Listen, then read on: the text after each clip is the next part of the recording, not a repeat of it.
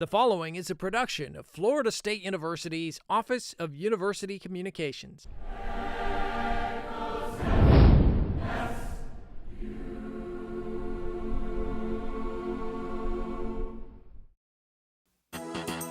Coming up on FSU Headlines. Moving forward, Florida State University begins the search for its next president. FSU Day at the Capitol. Lawmakers enjoy a day filled with Florida State. And serving those who served. We'll take you to the second annual Capital City Veterans Consortium. Stay tuned for these stories and more. FSU Headlines starts now. Hello and welcome to FSU Headlines. I'm Dennis Schnitker. And I'm Kristen Kemp. We're broadcasting from the beautiful William Johnston building here on the Florida State campus. Our top headline today, Florida State University begins the search for its 15th president. Would anyone like a roll call vote? The Florida State University Board of Trustees is looking for the university's next president after former President Eric Barron announced his resignation and intent to take the same position with Penn State University. Dr. Barron's last day as president of FSU was April 2nd. The Florida State Board of Trustees appointed trustee Ed Burr as chairman of the university's Presidential Search Advisory Committee and selected R. William Funk & Associates to lead its presidential search. The firm has conducted more than 300 searches for college and university presidents and chancellors. While the search for Barron's successor is underway, Florida State University Provost Garnet Stokes is serving as interim president. Had input. Now, before Dr. Barron left Florida State University, the campus community celebrates the tenure of its 14th president and first lady. Dr. Barron has been our president for 4 glorious years, and we're here to thank them, and we're here because we love them. Florida State students, faculty, staff gather on the Westcott Plaza to show their appreciation for Dr. Eric Barron's leadership and to say goodbye. Faculty and student representatives joined Dr. and Mrs. Barron on the Westcott steps as they each shared a little story of what President Barron did, not just for them, but for the university as a whole. Some of the highlights of Dr. Barron's 4 years as president of Florida State University include earning preeminent status in the state of Florida and being named the most efficient university by U.S. News and World Report for the past 2 years. I truly do not need thanks, because I have to tell you that professionally, this has been the most rewarding experience of my entire life. So just the opposite, I need to thank you. Thank you. Florida State University, Florida A&M University, and Tallahassee Community College joined forces to form a unique team to aid student veterans. And we're gathered together today as family, TCC, FAMU, and Florida State, student veterans, some faculty and staff, employers, family of veterans, to work to help our veterans achieve their goals post-graduation at Florida State, FAMU, and TCC. Florida State, FAMU, and TCC jointly hosted the 2014 Capital City Veterans Consortium on the campus of Florida State University. The event gives all 3 institutions a chance to collaborate ideas of how to help their student vets become more career ready following graduation. Faculty, staff, administration, and student veterans from all 3 campuses participate in day-long dialogue sessions in Florida State's Turnbull Conference Center and provide participants with guidance in developing compelling resumes, robust online profiles like those on LinkedIn, and interview techniques that wow future employers. Everybody who goes to a college or goes to a university has the same goal, and that's to graduate. And after they graduate, they need to get a job. And so I think specifically with student veterans, it's both a challenge and it's very important to be able to translate your military skills into civilian skills. The state capitol was recently decked out in garnet and gold for FSU Day at the Capitol 2014. It's an annual tradition that gives Florida State University and its alumni the chance to show state lawmakers all the great things Florida State is accomplishing. FSU Headlines reporter Juan Leguizamon was at the Capitol for the big day and has the story. With the FSU fight song kicking things off, hundreds of Florida State University supporters dressed in garnet and gold gathered in the plaza between the old and new state capitol buildings for a rally to celebrate the university's accomplishments in the classroom and beyond. I think of us as champions on and off the field, so any opportunity we have in any venue to say what a great university we are, I love to have the chance to do that. Marking the 15th annual Day at the Capitol, FSU colleges and departments gathered inside the Capitol building to share some of the university's initiatives and academic programs with legislators and the public. Back on the plaza, everyone was treated to performances by the FSU Flying High Circus, the Seminole Sound Band, and the FSU cheerleaders before Florida State University guest speakers stepped up to the podium. I gave a speech a couple of weeks ago to a group, and I spoke for about 15 minutes. And let me tell you something, for the first 14 and a half minutes, I talked about all the great things that are happening at FSU. The fact that we now have the #1 law school in Florida, things like that.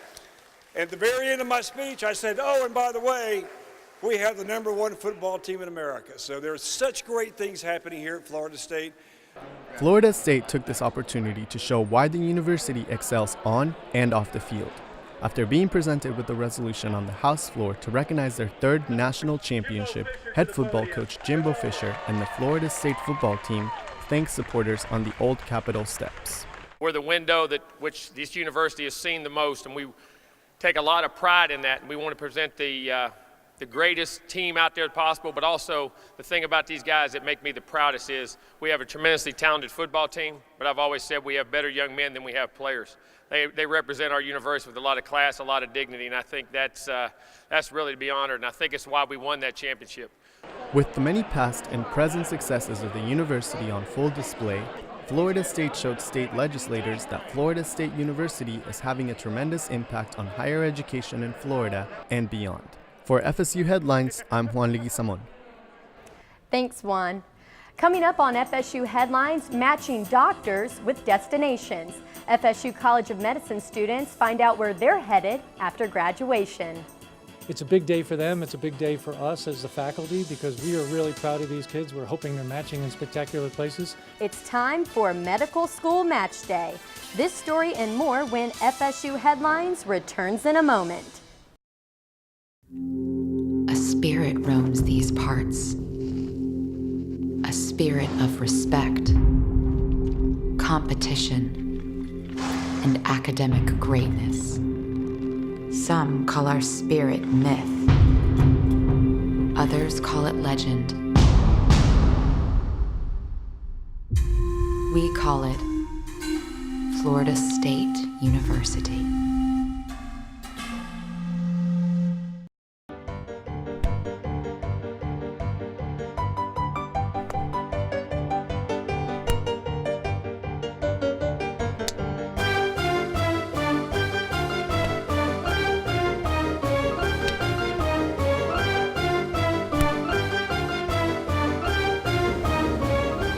When you purchase a Florida State University license plate, you're supporting students, like me.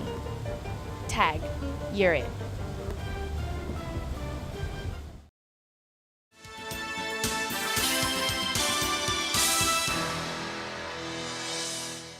Hello and welcome back to FSU Headlines. I'm Dennis Schnitker. And I'm Kristen Kemp.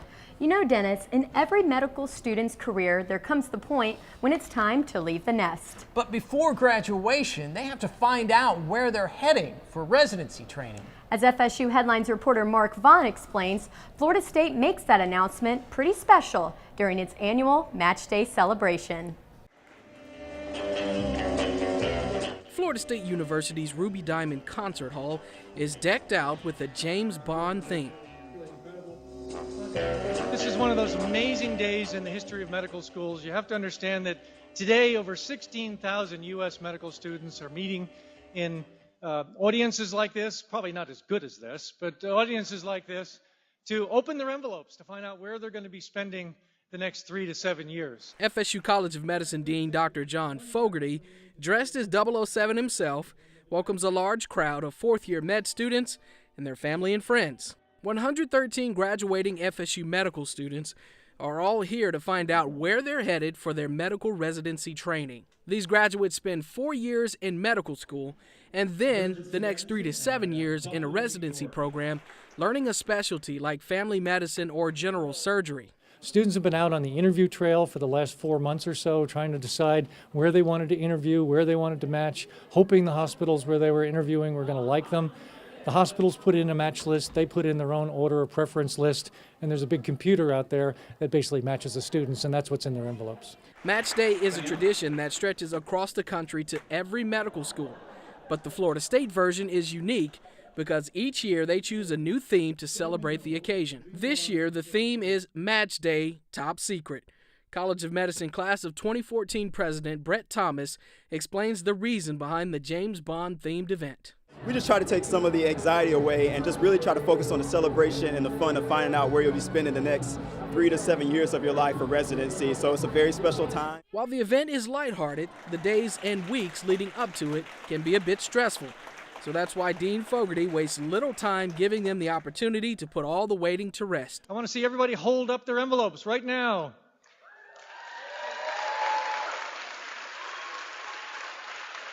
Have some fun, whoop it up, open your envelopes. It's the beginning of our career, essentially, as a resident doctor, just learning how to grow as a physician and having more responsibility and just really finding your niche and just growing a lot. So it's a really exciting time and a little scary because it's going to be us that's going to be signing the prescription pad and making those decisions, but just so thankful, and we're excited and we're ready. Charleston, South Carolina, do psychiatry. This FSU College of Medicine class will be the 10th to graduate from Florida State, which first enrolled students in 2001. For FSU Headlines, I'm Mark Vaughn. All right, thanks, Mark, for that report. Before they make their way to their respective residency programs, one last milestone awaits these medical students: graduation. So congratulations to the FSU College of Medicine class of 2014. In the near future, more of FSU's graduates could be staying in Tallahassee for their residency training, thanks to a new partnership between FSU's College of Medicine and Tallahassee Memorial Healthcare. Together, TMH and the FSU College of Medicine will launch a brand new general surgery residency program. Many graduates go off to different states to complete their residency training, but now they have another opportunity to stay right here to help serve this community. Dr. Wade Douglas, the former director of general surgery at Marshall University and a Florida State alumnus, will make his return to his alma mater to become the new program director of this general surgery partnership. General surgeons, where the foundation is laid for those specialties. General surgeons are instrumental to developing clinical programs and services at hospitals, and especially small community hospitals. And the program will be based at Tallahassee Memorial Hospital with the FSU College of Medicine as its institutional sponsor.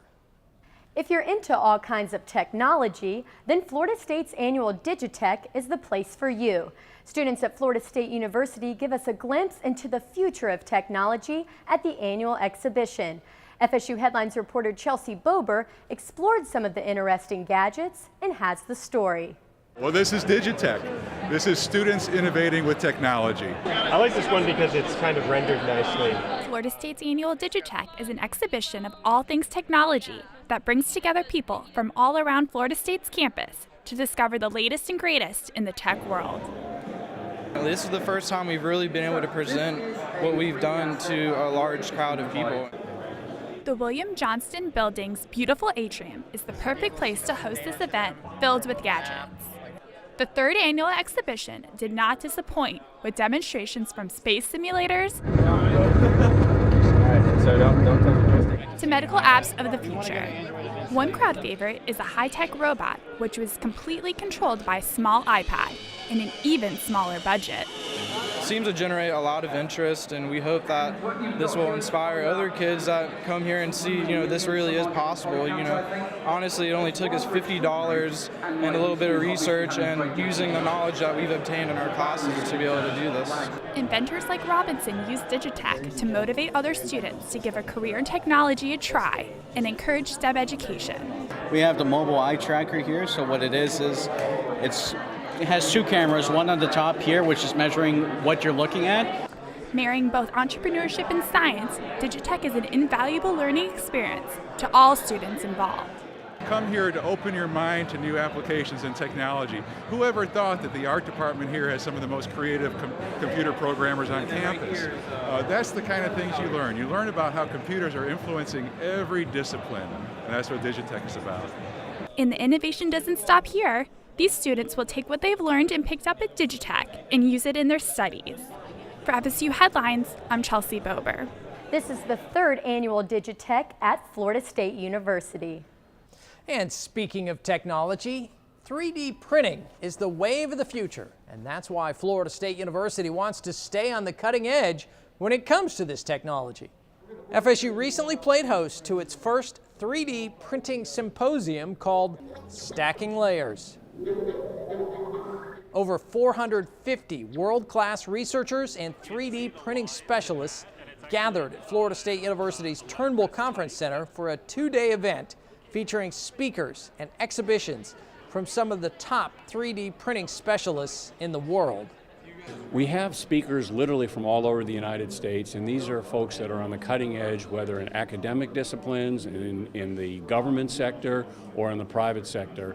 So there's going to be a lot of presentations, a lot of exchange of ideas, of applications of 3D printing. But we've also been fortunate to have many of the leading vendors in the United States who produce these 3D printers here on campus and demonstrating their application. The goal of the event is to showcase what 3D printers can do and also how they can be used in several different industries. We think that 3D printing will allow teachers to do their own manufacturing in their classroom. They can make their own educational materials. They can involve students as engineers. They can go from a drawing or a mental model to an actual physical model that can be used for a variety of purposes. Okay, Kristen, you're on Twitter, right? Yes, I am. Well, then I'm sure you know how hard it can be sometimes to compose a coherent thought in just a 140-character tweet, right? It definitely is. Well, just imagine this. You've finished your doctoral thesis, and now you must present it in just 3 minutes. I want to describe a field in which relatively little has been done, but in which an enormous amount can be done. It may seem like an impossible feat, but 12 Florida State University graduate students did just that at the first annual FSU Graduate School 3-minute thesis competition. And over these millions of years, this organic matter has been buried beneath layers upon layers of sediments. The auditorium is packed, the stage is lit, and for these talented graduate students, it's their chance to show off their work. The topics range from hurricanes to marketing to semiconductors, and the finalists are judged on communication style, comprehension, and engagement of the audience. In the end, it was Naylene Leslie who stole the show with her presentation called, "Are You Like Me? Will You Like Me?" I think the opportunity to think about what you're doing and put it in a context that can be understood by a diverse group of people, not just your peers, not the specialists, but really sort of challenges you to think about what you're doing and why it's important. Still to come on FSU Headlines, the defending national champion FSU football team is back on the practice field, getting ready for a new season. Anxious to see them take it to the field and see some of these new faces take on new responsibilities, and some of these older guys even take a greater responsibility. Sam Lane will be here to tell us how the Seminoles' title defense is coming when FSU Headlines returns in a moment.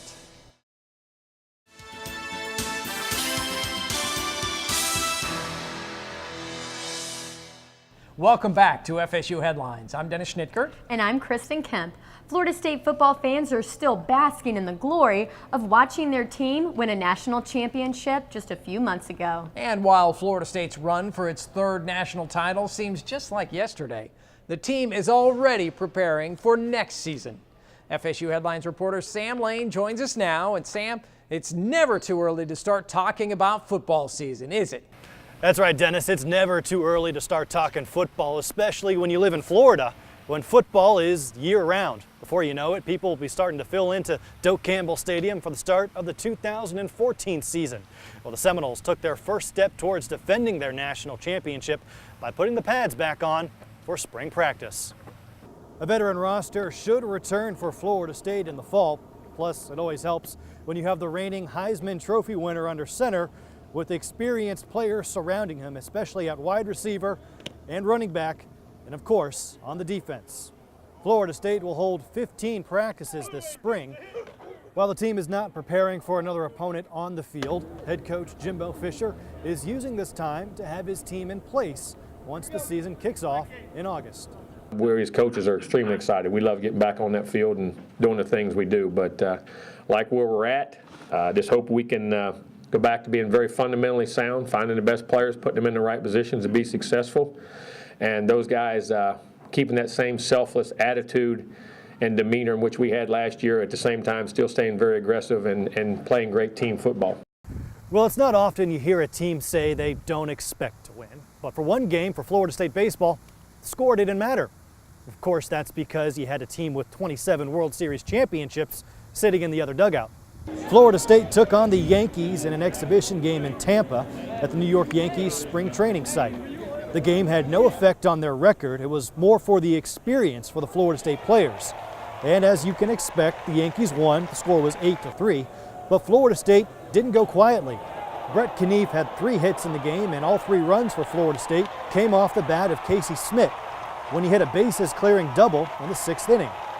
This is the 3rd time Florida State has played an exhibition game against the Yankees. This was a game of, fun for us and fun for them as well. I mean, this is, like I said, you rarely get to play a major league team, so it's, to come out here and play against them is, it's an experience everyone's going to remember. So it's nice. It's very special. And over on the hardwood, the Florida State women's basketball team advanced to the NCAA tournament for the 9th time in the past 10 years and 13th appearance overall. Florida State earned a 10 seed and beat Iowa State in the opening round of the tournament before losing to Stanford in the round of 32. Head coach of the Florida State women's basketball team, Sue Semrau, says she's very proud of her young team for reaching the tournament once again. I'm really proud of them. You get 3 returning players on the entire team, and it's really a goal and a task to try to get back to the biggest stage that there is. And so I'm extremely proud of this young team that they were able to accomplish this. And the Florida State men's basketball team was also postseason bound. Their season ended in the semifinals of the National Invitation Tournament. That's going to do it for your look at Florida State athletics. Dennis, back to you. All right, thank you, Sam, for that update. If you can imagine it, they can probably build it. You probably know that the Master Craftsman Studio at Florida State University creates some amazing artwork for Florida State and the Tallahassee community.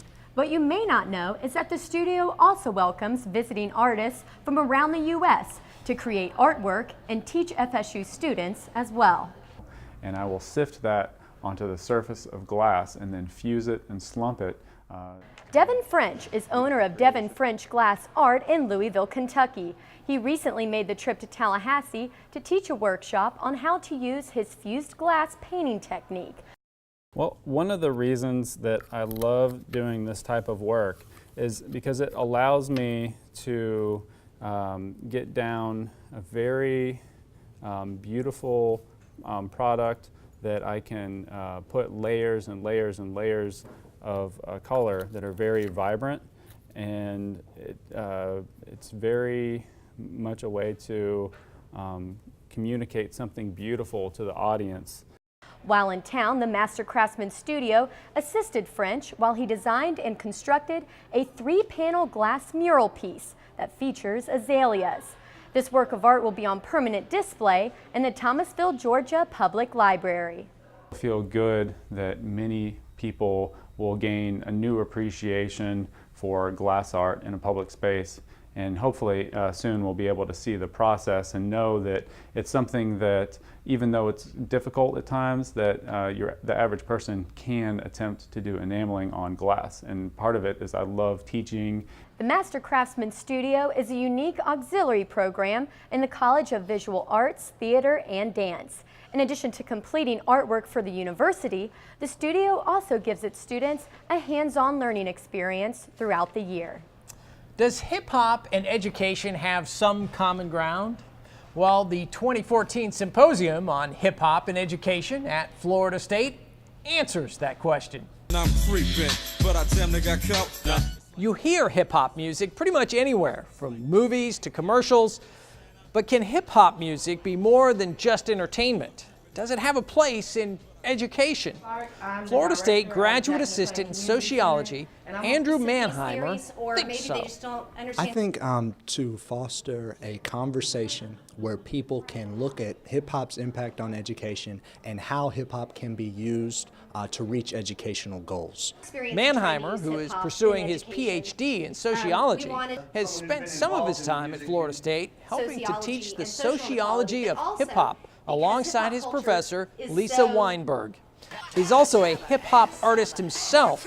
His rap persona, YT, which stands for Young and Talented, helps him show others that hip-hop can have a place in education. Mannheimer and Professor Weinberg wanted to enhance the discussion about why hip-hop can be an effective educational tool, and that's how the first annual symposium on hip-hop and education got its start. Panelists from the hip-hop community in Tallahassee, alongside local leaders and professors at Florida State, discussed the relevance of hip-hop music in education. First, to learn sociology and love sociology like I do. Second, to really look critically and explore hip-hop culture because it is so important and so relevant, to use culturally relevant teaching with students, and then to see that there are positive ways that we can use, hip-hop culture to better our communities and our teaching. Well, that's going to do it for this edition of FSU Headlines, but you can see more news from Florida State University 24 hours a day, 7 days a week online at Florida State 24/7. It's the official news site of Florida State University, and you can find it at news.fsu.edu. You'll find a wealth of Florida State information there, including video, audio, and articles. On behalf of my friend Kristen and everyone here at Florida State University, I'm Dennis Schnitker. Thanks for joining us. We'll see you next time.